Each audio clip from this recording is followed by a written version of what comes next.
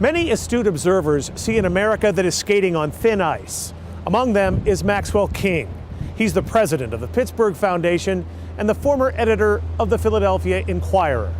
Mr. King sees an America that is terribly divided, and he feels the primary reason is a growing economic injustice. It's been growing for over 4 decades. You say that economic injustice has been happening in America for 4 decades. Why is this happening? An important thing to look at is the data on income. Going back to 1972, there began to be a divide in which the gap between people on the top rungs of the economic ladder, those on the bottom rungs in terms of income, began to divide like that. It went on for a long time and became more and more pronounced. In the 1990s, it briefly reversed, closed down, and then it began to go apart again. Now, you can have endless debates about what caused it. There are a lot of things that caused it. Probably globalization caused it in this sense. The standard of living in the United States was here. It was here in a lot of the rest of the world.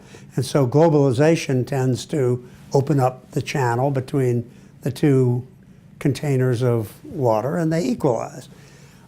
Technology has had probably a big impact. I think any number of government policies at the federal level and the state level have had an impact. Tax policy has had an impact. But the result is today that more severely than at any time in American history since the 1890s, the robber baron era, there's this huge divide in income and wealth between haves and have-nots. And it's a serious problem. And if you think back to the last election, the presidential election, 2 candidates, Bernie Sanders, Donald Trump, saw that there was this anxiety in the electorate about so many people having so little in the way of resources, wealth, income, and they appealed to that in different parts of the population, but they both appealed to that. And it really sort of, in our view, became a theme of the election. Now, I have to point out that I sort of have this long-standing interest and bias in this, in that back in the 1990s, when I was the editor of the Philadelphia Inquirer, we had 2 investigative reporters named Don Barlett and Jim Steele. And they did 2 very long series on what was happening to the middle class in the United States, and they tracked all this data on income, and they tracked policies and trends and things like that. Their series was pretty controversial, both of them, when they were published. They were both finalists for the Pulitzer. Why was it controversial? They were making a case that both political parties were ignoring the middle class and the working class. And that was controversial back then. I don't think it's controversial today. I think everybody from Bernie Sanders to Donald Trump would say both parties have ignored the needs, the interests of the working person, the middle class in the United States. But it's a longstanding problem, and I don't think I necessarily blame one party or the other, or certainly blame Donald Trump. But it creates an unstable society, in my view. And part of the instability we see in society today is because of that. Part of it is because of all the change that's taking place, changes in communications technology, globalization of trade, and those sorts of things. But my concern is less, I think, a political one than it is one about having a stable, strong, functioning society. You wrote in your op-ed that Donald Trump is not necessarily the cause, but a symptom of what is happening. He was smart enough to appeal to a huge disaffected part of the population and got elected because he was smart enough to see that.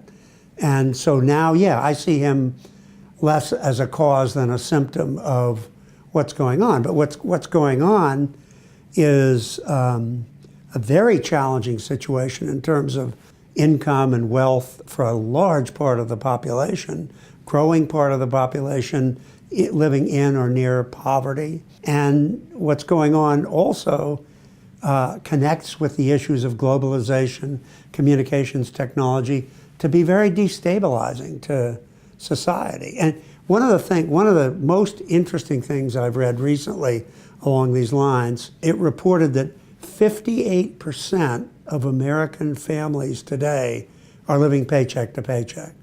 They don't have any resources. So if the house burns down, or they get evicted, or they can't meet a mortgage payment, somebody gets very sick, the car is crashed, any number of things that would be a blow to a family, but a family that has savings and resources can work through it, they may be tipped into destitution. Close to 60% of the population living that much on the edge is a horribly destabilizing thing. What does it mean for the State of the Union to have such widening economic disparity? Well, it's challenging from the standpoint of creating the right kind of economy that'll support more people, particularly at a time when there's more automation, when trade globalization continues. These are factors that work against creating good paying jobs for people. But I'm as concerned about the fact that I think it's a broadly destabilizing set of factors in American life, and that it's part of why there's so much tension in America today. A lot of people ascribe the tension to Donald Trump, or maybe to Bernie Sanders, or to some other political. I don't think it comes originally from any political source. I think it comes from the fact that nearly 60% of Americans and nearly 60% of the families here in Allegheny County are very worried about whether they even have a stake in society. That's big time destabilizing, and it's the sort of thing I think a community foundation should care about, pay attention to, and I don't see it as political, although I think a number of people do see it as political. How should our leaders respond to this? Well, I'll start with how they should not respond. I think the way they are responding is to view it. A lot of political leaders, not every political leader, but a lot of political leaders view it as an ideological conflict and a problem that needs to be met on ideological grounds and hashed out on ideological grounds.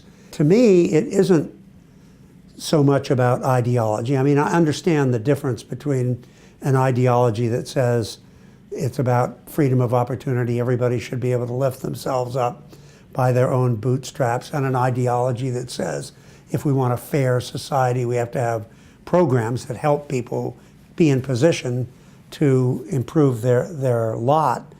But I think it's a very pragmatic, real, social problem brought about by these macro factors, these changes in the world in terms of principally technology and globalization. And I wish that political leaders would choose to see it through a very pragmatic lens.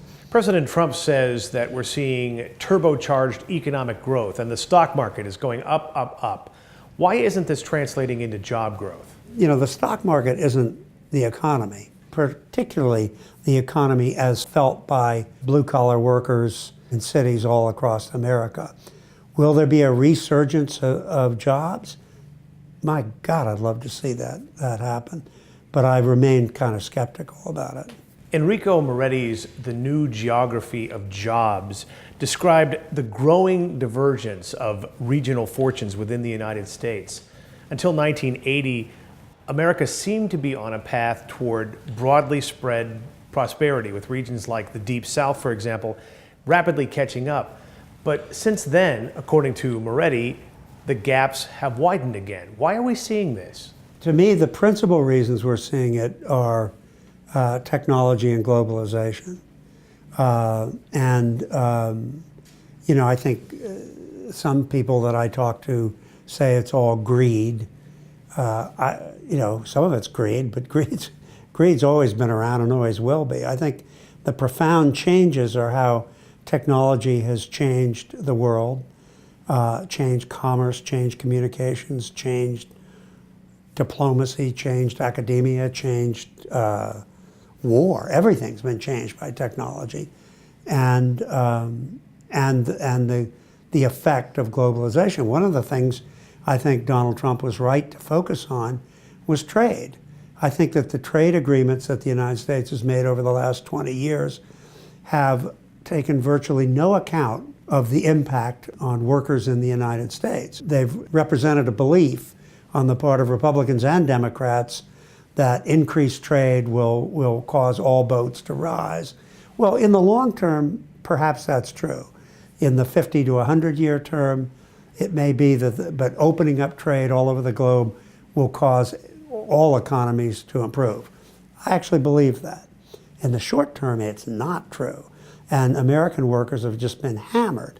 And I think other countries have managed their trade policy in a way that was very aware of the potential impact on their workers and included protections within the trade agreements themselves and then programs to try to soften that blow, almost as if to buy time for the long term to work things out. We didn't do that in the United States. We just assumed that the more free and open the economy, the better it'll be for everybody, without regard to the fact that it was going to be a terrific, wrenching period of time for a lot of workers here. What are you seeing when it comes to manufacturing jobs?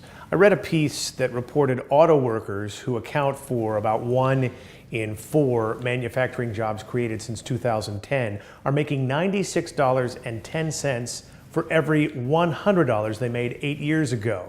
And it's the same for other types of production workers. How can that be? Well, again, it's globalization. I think that you can get workers who are well-trained in other parts of the world much more cheaply. Will lower tax rates improve the inflation-adjusted wages for manufacturing workers? The reason I think that's such a poignant question for the country right now is the tax bill recently enacted will cut tax rates at a variety of different levels in a way that most people will see more income in their paycheck. Not a lot, but several percentage points, a couple percentage points more income. But at the same time, adding $1.5 trillion to the deficit is going to drive inflation. And the individual tax cuts, by the way, go away after 4 or 5 years. So I believe that the gains will be illusory. I think we're going to go through a period of increased inflation, and what little gains there are probably going to be evaporated. So how do we correct economic inequity? A lot of it has to do with education, and a lot of it has to do with recognizing honestly the things that are lacking for people who come up in families and school systems from a lower income background. And they haven't been learning in school, or sometimes from their families and their communities and their neighborhoods, what it takes to succeed at work. And so instead of taking a punitive attitude about people who don't succeed in work, I think we ought to take a treatment attitude, trying to figure out what are the things that they lack in terms of the ability to succeed in a workplace. Sometimes it's skills, but a lot of times it's just understanding what's required to work in a large organization, and have the programs to support them, to help them get that experience, but support other aspects of their lives. One of the populations we're focusing on very much now at the Pittsburgh Foundation is single-parent families headed by women. 70% of the single-parent families headed by women in Allegheny County are living at or near poverty because they just can't hold everything together successfully to have employment. So it may be childcare, it may be transportation, there may be other issues. I think we as a society ought to recognize what those things are, provide programs, some of them from government, some of them from nonprofits, that address those issues and help people succeed. I think the percentage of people who don't want to work is tiny. The percentage of people who aren't fully equipped to work is much, much higher.